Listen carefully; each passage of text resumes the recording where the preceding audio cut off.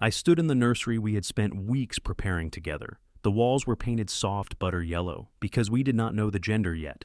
The oak crib I had assembled myself sat against the window, new toys stacked neatly in the corner. Jessica was 8 months pregnant, and I thought I had everything figured out. I thought we were building our future together, piece by piece, dream by dream. I thought the sound of her laughter meant happiness, that her hand in mine meant partnership. I thought everything was perfect, until I heard her whisper those 4 words to someone on the phone at the hospital. 4 words that made my whole world crack down the middle like glass. Before I tell you what happened next, I want to know, where are you watching from? Drop your city in the comments. And if you have ever felt like something was off in your relationship, but could not quite put your finger on it, hit that like button. Subscribe, because what I'm about to share it is the kind of truth that changes everything. Trust me, you will want to see how this plays out. Let me take you back to where it all started 8 months before that party, when I still believed in us.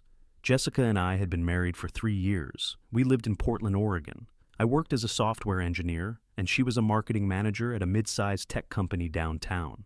Our house was a 2-story in Beaverton, with a small yard white picket fence and a barbecue corner where we grilled burgers every Sunday. It was the kind of life you see in commercials, the kind that feels safe and real and earned. We had been trying to have a baby for 2 years. There were months of disappointment, tears on bathroom floors, pregnancy tests that stayed stubbornly blank. So, when Jessica finally told me she was pregnant, I cried. Actually cried. I remember holding her in our kitchen, the morning light coming through the window, and thinking this was the moment everything made sense. I threw myself into preparing for fatherhood like it was the most important project of my life. I read every parenting book I could find. We attended birthing classes together every Wednesday night at the community center on Cedar Hills Boulevard. I learned breathing techniques, how to support her during labor, what to expect in those first terrifying weeks. I took it all seriously because this baby, this child, was going to be ours. I repainted the spare bedroom myself, choosing that butter yellow because it felt warm and hopeful. I found an antique oak crib at a vintage store in Hawthorne District and spent an entire Saturday assembling it with my dad. I installed a security camera system throughout the house so we could monitor the baby from our phones. Every decision felt momentous, every choice a brick in the foundation of our family. Jessica seemed happy too. She went to every prenatal appointment, and I went with her whenever I could. We would sit in the waiting room, holding hands, her thumb, rubbing circles on my palm. When they did the ultrasounds, we both stared at that grainy black and white screen like it was showing us the face of God. At night, we would lie in bed and talk about names. She liked Bradley if it was a boy. I preferred Noah. We laughed about it, made silly arguments for our choices, kissed and agreed. We would figure it out when the time came. Everything felt complete. Everything felt right. Then things started changing. It was subtle at first, the kind of shift you notice, but tell yourself you are imagining. Around her 5th month of pregnancy, Jessica started coming home late. She would say it was client meetings or team dinners, and I believed her because why would I not? One night I cooked her favorite meal salmon with roasted asparagus, the recipe her mom had taught me. I set the table, lit candles, wanted to surprise her. She came home at 10 o'clock at night, exhausted, barely touched the food. She said she was just tired, that pregnancy was draining her.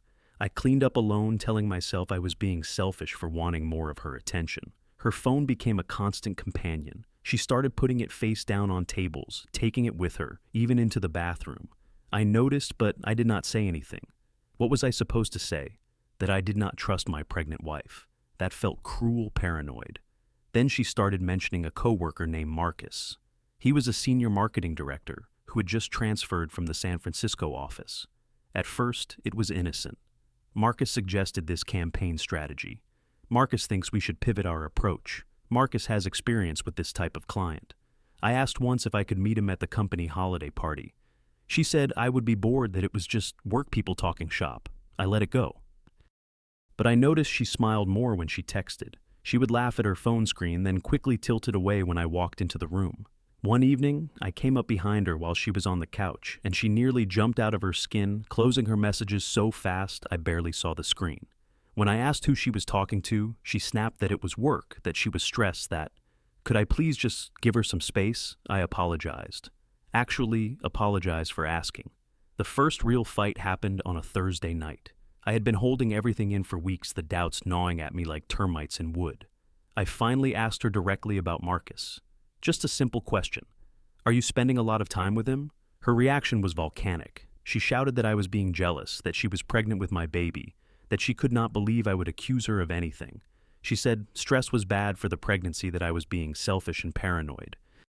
I felt like I had been slapped. Maybe I was wrong. Maybe I was just insecure. That night we slept with our backs to each other, the space between us in that bed feeling wider than the Pacific. I wanted to believe her. God, I wanted to believe her so badly. But then came the night that shattered every last piece of doubt I was trying to suppress. Jessica was admitted to Providence St. Vincent Medical Center in the middle of the night during her 8th month. She had been having contractions, and we both panicked, thinking the baby was coming early. The emergency room doctor said they were Braxton Hicks false labor, but they wanted to keep her overnight for observation. Room 312. I remember the number because I would replay that night in my head 1,000 times afterward. The room smelled like antiseptic and fear. Machines beeped rhythmically. Jessica was hooked up to monitors, tracking the baby's heartbeat, and I sat in the chair next to her bed, holding her hand, telling her everything would be okay. Around 11 o'clock at night, she said she was thirsty. I went down to the 2nd floor to find a vending machine, bought 2 bottles of water, and started walking back. When I got to her room, the door was slightly open. I heard her voice before I saw her. She was on her phone, and her tone was different, softer, intimate. And then I heard it. We do not need him anymore. Once the baby is here, we can figure it out. The words hit me like a physical blow. I stood frozen in that hospital hallway, the fluorescent lights buzzing overhead, a water bottle slipping from my hand and hitting the floor with a hollow thud. I pushed the door open. She was ending the call quickly, her face flushing. "Who are you talking to?" I asked. My voice sounded strange even to me, hollow and distant. "My mom," she said, without looking at me. She is worried about me, but I knew her mom's voice. I had heard her on speakerphone 100 times. That was not her mom. I asked her directly, "What did you mean by, 'we do not need him'?" She exploded. "You were eavesdropping." "Seriously? I am in the hospital, and you were interrogating me." A nurse came in, right then took one look at the tension in the room and asked if everything was okay. Jessica said she needed rest, that I was upsetting her. The nurse gave me a look that said I should leave. I spent that night in the chair next to Jessica's hospital bed, staring at her sleeping face, wondering who this woman actually was. When we got home the next day, I could not focus on anything. Work became impossible. I sat at my desk, staring at code that looked like hieroglyphics. Every time my phone buzzed, I jumped. At night, I lay awake, Jessica sleeping next to me, her hand resting on her belly, and I felt like a stranger in my own life. One night, when she was deeply asleep, I did something I swore I would never do. I checked her phone. I knew her passcode. It was my birthday. The irony of that detail still stings. I unlocked the screen with shaking hands and opened her messages. There were hundreds of texts with Marcus. Many had been deleted, but some remained. I scrolled through them, each one a knife sliding between my ribs. "Cannot wait for this to be over. Miss you." That was from 2 weeks ago. Another from Marcus said, "Soon, baby. Soon we will have our family. Our family, not mine, theirs." I walked to the bathroom, sat on the cold tile floor, and tried not to vomit. I remembered something then. When Jessica first got pregnant, her doctor had taken blood samples for routine genetic screening. There was a test called non-invasive prenatal paternity test. You could determine paternity before birth, just using the mother's blood and a sample from the potential father. I called the clinic the next morning. The receptionist was professional and kind. I explained what I needed. She said it would cost $900 and take about 2 weeks. I paid with my personal account, the one Jessica did not check. I went in, gave my blood sample, signed the paperwork. Then I waited. Those 2 weeks were hell. I lost 13 pounds. I could not eat. I could not sleep. Every time I looked at Jessica, I saw a stranger wearing my wife's face. She asked me why I looked so pale, so thin. I told her work was stressful. She seemed to accept that. She was distracted anyway, always on her phone, always smiling at messages I could not see. The email came at 3 in the morning on a Thursday. I was sitting in my home office, unable to sleep, staring at my inbox, like it held the secrets of the universe. When I saw the subject line, "paternity test results," My hand froze on the mouse. I clicked it open. My eyes went straight to the bolded line. Probability of paternity 0%, not 1%. 1. Not even a fraction. 0. The room tilted. I did not cry. I just felt empty. Hollow, like someone had scooped out my insides and left only the shell. I printed the results, folded them carefully, and locked them in my desk drawer. Outside my window, dawn was breaking over Portland. The sky turned pink and gold. People were waking up, starting their days drinking coffee, kissing their partners. Life was continuing like nothing had happened, like my entire world had not just collapsed. She betrayed me. She lied to my face every single day, and she was going to let me raise another man's child. The thought made me feel insane. How long was she planning to keep this going? Forever. Was I supposed to change diapers, pay for college, teach this kid to ride a bike, all while Marcus laughed somewhere in the background? I sat there as the sun came up, and something shifted inside me. I was not going to let this stand. I was not going to be the fool in this story. If Jessica wanted to lie, if she wanted to pretend, then I would let her. But the truth was coming, and it was going to come in a way no one would ever forget. The idea came to me a few days later. Jessica said she wanted a gender reveal party. Let's surprise everyone. She said, her eyes bright with excitement. I looked at her across the kitchen table. This woman I had loved for years, this woman carrying another man's child, and I smiled. That is a great idea, honey, I said. Let me handle all the planning. She hugged me, thanked me for being so supportive. I hugged her back and started planning the most important performance of my life. If she wanted a reveal party, I would give her one. But the surprise would not be the baby's gender. I spent 3 weeks preparing. I hired an event company to set up at Laurelhurst Park, a beautiful spot on the east side of Portland, with wide green lawns and old oak trees. They arranged pink and blue balloons, a dessert table with cupcakes and cookies, a backdrop for photos. I ordered custom smoke bombs, blue for a boy. I made sure to invite everyone who mattered. Jessica's family was the priority. Her parents, Linda and Robert, who had always treated me like a son. Her 2 older brothers, Kevin and Scott, who called me to watch football games and helped me move furniture. Her grandmother, 82 years old and sharp as a tack. 3 of her cousins, about 15 people from her side. From my side, I invited my parents, my younger sister Stephanie, and my 2 best friends, Chris and Jake. Around 30 people total. The piece that mattered most was the projector and screen. I told everyone I was going to show a video, a montage of our pregnancy journey, ultrasound photos and videos of us preparing the nursery. People thought it was sweet. Jessica loved the idea. She kept thanking me, saying I was the best husband. Every word of gratitude felt like glass in my throat. I also made sure Marcus was not invited to the party, but I knew he was still in Portland. I had checked. Part of me hoped he would hear about what happened. The other part did not care. This was not about him. This was about truth, about dignity, about refusing to be erased. The Saturday of the party arrived. September in Portland is perfect. The sky was clear and blue temperature hovering around 72 degrees, a light breeze moving through the trees. Jessica looked beautiful. She wore a white maxi dress that showed off her round belly, her hair pulled up in a loose bun, glowing the way pregnant women are supposed to glow. She kissed my cheek in front of everyone when we arrived. "Thank you for doing this, babe," she said. I smiled at her. "Anything for you and our baby." I meant it too in a twisted way. She deserved this, not the happiness, the truth. People arrived, hugged us, congratulated us. The food was set up: barbecue sliders, pasta salad, cupcakes decorated with question marks. Everyone ate and laughed. Jessica's dad, Robert, pulled me aside and shook my hand. "We are so lucky to have you as our son-in-law," he said. "You are going to be an amazing father." Each compliment was a twist of the knife, but I kept smiling. I had a role to play, and I was going to play it perfectly. Around 3 o'clock in the afternoon, I tapped a spoon against my glass. The sound rang out across the park, and everyone turned to look at me. "Thank you all for coming to celebrate this special moment with us," I said. My voice was steady. I had practiced this. Jessica and I have been waiting for this baby for so long. She was standing next to me, holding my hand, smiling at the crowd. And today we are going to reveal something very important, something that will change everything.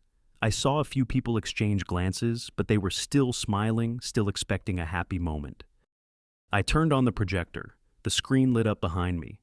Jessica was still smiling. She thought we were about to find out if we were having a boy or a girl. In a way, we were. I picked up the smoke bomb, the blue one, and held it up. "Let's find out what we are having," I said. I lit the fuse. Blue smoke exploded into the air, curling upward into the perfect Portland sky. People cheered. "It is a boy," they shouted. Jessica clapped her hands together, tears streaming down her face. "A son," she said. "We are having a son." I let her have that moment. Just a few seconds of joy before I took it all away. "Yes, Jessica," I said loudly enough for everyone to hear. "You are having a son. But here is the real reveal." I pressed the button on the laptop. The pregnancy video did not play. Instead, the screen behind me filled with a document. The title was in large letters. Paternity test results. Below that, my name. Below that, baby maternal DNA. And then, in red letters so large no one could miss them, the result. Probability of paternity 0%. The silence was instant and absolute. You could have heard a pin drop. 30 people staring at a screen trying to process what they were seeing. Jessica's face went white. What is this?" Her voice cracked. "It is exactly what it looks like," I said. My voice was calm, eerily calm. "The baby you are carrying is not mine, Linda." Jessica's mother stood up from her chair. "There must be some mistake," she said, but her voice wavered. She was looking at Jessica, not at me. "No mistake," I said. "Non-invasive prenatal paternity test, 99.9% accurate." I pulled out my phone, held it up. "And just so we are clear, I have the text messages too. The ones between you and Marcus." I started reading aloud. "Cannot wait for this to be over. Miss you." "That was 2 weeks ago, Jessica." Gasps rippled through the crowd. People were standing now, moving closer, trying to see the screen, trying to understand. Kevin, Jessica's older brother, looked at her like he did not recognize her. "Who the hell is Marcus?" he demanded. Jessica collapsed into a chair, sobbing. "Dayton, please," she begged. "We can talk about this at home." "Talk," I said. "Like how you talked to Marcus on the phone at the hospital. We do not need him anymore. Remember that, Jessica." Remember saying that her father's face turned red. Robert looked at his wife, then at his daughter. "You knew about this?" he asked Linda. I saw the recognition dawn on his face. The phone call that night at the hospital. It was not about pregnancy worries. It was about Marcus. Jessica was shaking, her whole body trembling. Between sobs, she started confessing. The words spilled out of her like poison. She met Marcus 6 months ago. They started an affair. She thought she was infertile, so she was not careful. When she got pregnant, she did not know who the father was. She chose to let me believe it was mine because, and I will never forget, this Dayton is stable. He would be a good father, stable, like I was a piece of furniture, a safe bet, a backup plan. Linda stepped forward and slapped her daughter across the face. The sound echoed. "How could you do this to him?" she screamed. "To us, to this family." Scott, the younger brother, looked disgusted. "You are disgusting," he said quietly. Even Jessica's grandmother, sitting in her folding chair with her cane across her lap, shook her head. "I raised you better than this," she said. Her voice was full of shame. My parents rushed to my side. My mom was crying. Stephanie, my sister, pointed at Jessica. "You do not deserve him," she said fiercely. I stood up. Everyone went quiet again, waiting to see what I would do. I looked at Jessica, really looked at her, maybe for the first time in months. "I loved you," I said. My voice shook, but I kept going. "I would have given you everything. I spent 3 years building a life with you, 2 years hoping for this baby. I painted that nursery. I read every parenting book. I imagined teaching our son to ride a bike, to throw a baseball." I paused. Tears were streaming down my face now, but I did not care. But it was all a lie. "You and Marcus can raise your son together. I am done." I took off my wedding ring and set it on the table in front of her. Then I turned and walked away. I did not look back, not once. Behind me, I heard chaos, shouting, crying, Jessica calling my name. I kept walking. Chris and Jake caught up with me at the parking lot. They drove me to my parents' house. I sat in the back seat, numb, staring out the window at the city I had called home. At the park, the party was falling apart. I learned later that Jessica's family left her sitting there alone. She had to call Marcus to come pick her up. He showed up 45 minutes later. By then, everyone was gone. The balloons, the cupcakes, the blue smoke still hanging faintly in the air. All of it a monument to a lie. That was 6 months ago. The divorce was finalized in December, cold and efficient the way legal things are. We split our assets. She kept the house because I did not want it. I did not want anything that reminded me of what we had, or what I thought we had. The first 2 months after the party were the hardest. I moved back in with my parents in Eugene, about 2 hours south of Portland. I took 2 weeks off work, could not function, could not think. I lay in my childhood bedroom, staring at the ceiling, old posters of the Trailblazers still tacked to the walls from when I was 15. Every night, I dreamed about that yellow nursery, the toys I had bought, the oak crib I had assembled with such care. My dad would sit with me in the evenings. He did not say much, just patted my shoulder. My mom cooked all my favorite meals: pot roast, apple pie. Comfort food that tasted like nothing. I felt like part of my soul had died. Grief is a strange thing. People think it is just sadness, but it is more than that. It is anger and confusion and disbelief all tangled together. I grieved the future I had imagined. I grieved the person I thought Jessica was. I grieved the father I was supposed to become. Stephanie finally convinced me to see a therapist. Her name was Dr. Helen Carr, and her office was in downtown Eugene.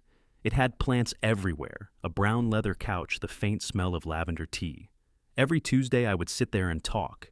At first I could barely get words out, but Dr. Carr was patient. She told me something I needed to hear. "You did not fail," she said. "She made choices that broke your trust. That is on her, not you." It took weeks for me to believe that. I kept thinking I should have seen it sooner, should have known, should have done something differently. But the truth is, you cannot control another person's choices. You can only control your own. Chris started inviting me on hikes every weekend. We went to Smith Rock State Park, climbed the trails at Multnomah Falls, drove out to the coast to watch the waves crash against the rocks. There was something healing about being in nature, about pushing my body up a mountain and standing at the top, looking out over Oregon, stretching endlessly in every direction. I felt small in a good way. My problems felt smaller too, just for a moment. Jake taught me to play guitar. I had always wanted to learn, but there had never been time. Now, I had nothing but time. I bought a second-hand acoustic guitar from a pawn shop and practiced every night. My fingers bled at first, the strings cutting into soft skin. But slowly I got better. I learned chords, learned songs. Music became a way to process what I could not say out loud. In January, I got a job offer from a tech company in Seattle. It felt like a sign, a fresh start in a new city. I moved into a small apartment with a view of Puget Sound. Every morning I went for a run along the waterfront. I drank coffee at Pike Place Market, watched the fish throwers, listened to street musicians.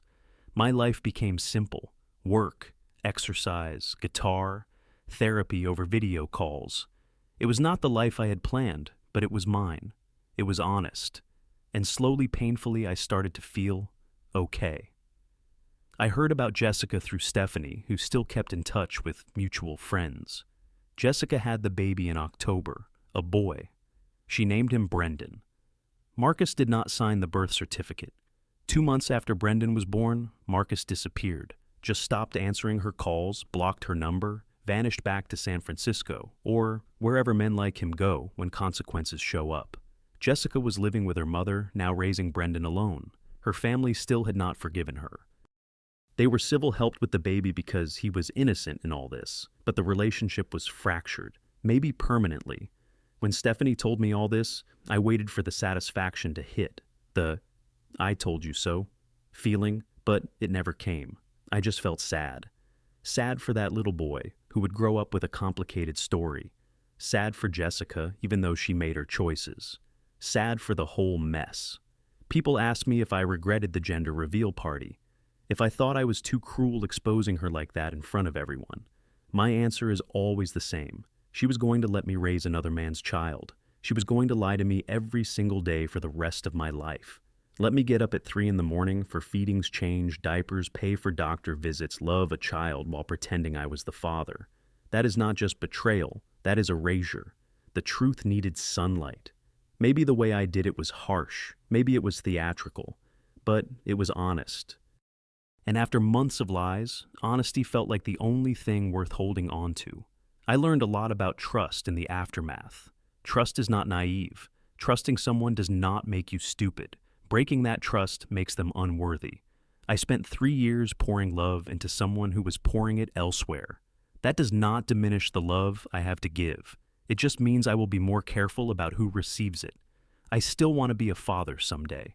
That dream did not die with my marriage, but next time, it will be with someone who sees me as essential, not disposable.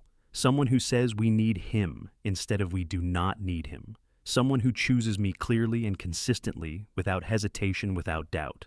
Some people say the worst betrayals lead you to the best versions of yourself. I do not know if I am the best version of myself yet, but I am stronger than I was. That blue smoke did not just reveal that I was not the father. It revealed that I was strong enough to walk away. And that is a different kind of birth, the birth of self-respect, the birth of boundaries, the birth of knowing your worth and refusing to accept anything less. If you are going through something similar, know this. You deserve someone who chooses you, not someone who whispers you away when they think you cannot hear, not someone who keeps you as a backup plan. You deserve clarity. You deserve honesty. You deserve love that does not come with conditions and lies. I am okay now, not perfect. I still have bad days. But I wake up in Seattle, make my coffee, watch the ferries cross the Sound, and I feel something I had not felt in a long time. Peace. Not happiness exactly, not yet, but peace. The kind that comes from knowing you did the right thing even when it hurt. The kind that comes from choosing yourself when no one else would. So, what about you? Have you ever had to make a choice like that? Have you ever walked away from something everyone thought you should hold on to? Drop a comment and let me know. And if this story resonated with you, hit that like button. Subscribe, because we all need reminders that we are stronger than we think. Share this with someone who might need to hear it, someone who is struggling to find their strength. Thanks for listening to my story. Take care of yourselves out there. You deserve better than lies. You deserve the truth even when it is wrapped in blue smoke.